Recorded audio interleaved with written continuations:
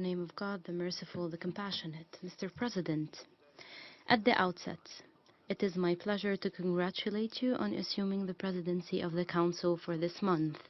I thank Her Excellency, Ms. Fatou Bensouda, the Prosecutor General of the International Criminal Court, for her important briefing.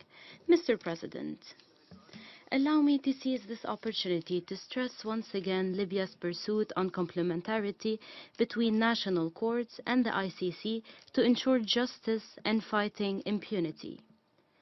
Even though Libya has not adhered to the Rome Statute, it continues to closely cooperate with the ICC and with the Attorney General to ensure justice and fighting impunity. We are well aware of the delay in the prosecution of the suspects, but unfortunately, this was due to the security situation in our country. Despite these conditions, in which the Libyan courts and Attorney General have been working, we stress their ability to fulfill their commitments and guarantee fair and just prosecutions. Mr. President, you are undoubtedly well aware that achieving justice is not limited to a certain case or a specific suspect. This should include everyone, no matter the identity of the perpetrator or the victim. This cannot be achieved in the absence of security, and security cannot be achieved in the absence of an army and a police and in the spread of militias and arms. To ensure justice for all, we stress the need for the international community to support the government of national accord in supporting and law enforcement institutions, which are the army and police, and extend state authority on all territories. This is the sole guarantee for fighting impunity, achieving justice for all, and protecting the independence of the judiciary that enables it to shoulder its responsibility in a transparent and fair way. We also stress that our national courts' jurisdictions in court proceedings have generated a sense of justice. This is a cornerstone for our national reconciliation. It has had positive impacts on our stability and security. Exercising our national jurisdiction does not necessarily mean we will not cooperate with the ICC. This is something that previous Libyan governments and the current government of national accord have done through the cooperation between the Attorney General and the Prosecutor General in implementation of the MOU of 2013 on burden sharing. Mr. President, it is well known that human trafficking in itself is a crime. Ending it and fighting it requires close cooperation between countries. It is also known that this type of crimes is perpetrated through transnational criminal networks.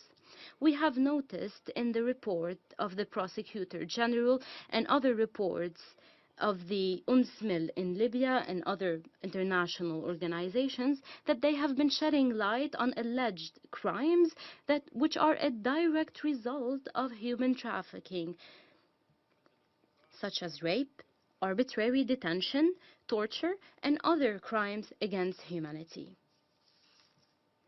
Yes, we know full well that the humanitarian situation of illegal immigrants in Libya is tragic. And as we have said before, this is a direct result of the insecurity and the spread of militias and arms. However, we would have hoped to see in this report a mention of genuine preventive procedural efforts to fight these criminal networks, whether in countries of origin or destination. Because it is known that my country is a transit country suffering from security chaos affecting our own citizens and displacing them. Therefore, had it not been for the presence of criminal networks in countries of origin and destination, transit countries would not have witnessed such crimes and violations.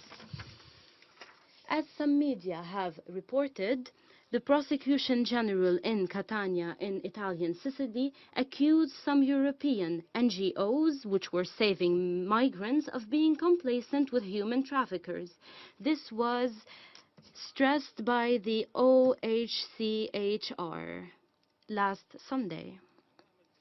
We also hope to see in future reports the Prosecutor General mentioning the efforts of the court in fighting human trafficking networks in the north and the south of the Mediterranean equally. But anyway, we hope to see further cooperation and collaboration between the ICC and Libyan authorities on illegal immigrants, given the sensitivity of this subject in Libya. In this regard, we have noticed that the latest reports of the Prosecutor General failed to mention some topics which used to be a priority in the previous reports, such as IDPs and migrants. We believe it would be useful to brief the members of the Security Council on the latest updates in this regard. In conclusion, we renew our hope for further support from the Council to address the security and administrative situation and provide a conducive environment for the implementation of the rule of law as soon as possible.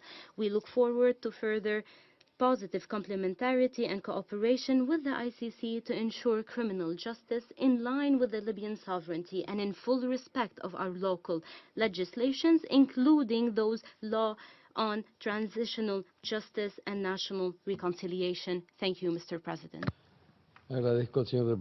I thank the representative of Libya for